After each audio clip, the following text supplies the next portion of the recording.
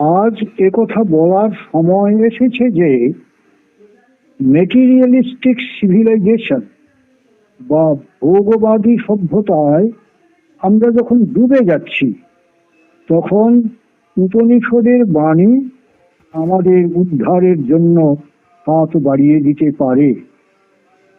ভারতীয় জীবনে বেদান্তের কার্যকারিতা সম্বন্ধে স্বামী বিবেকানন্দ বলেছেন, এই বিষয়টি বিশেষভাবে স্মরণ রাখতে হবে। সমগ্র জীবনে আমি এই মহাশিক্ষা পেয়েছি। উপনিষদ বলছেন, হে মানব, তেজস্বী হও, দুর্বলতা পরিত্যাগ করো।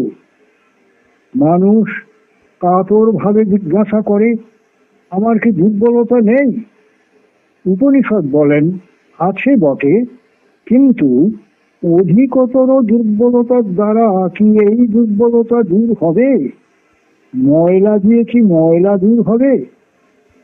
জগতের সাহিত্যের মধ্যে কেবল উপনিষদেই অধি এই শব্দ বারবার ব্যবহৃত হয়েছে। অধি, ভয় শূন্য হও।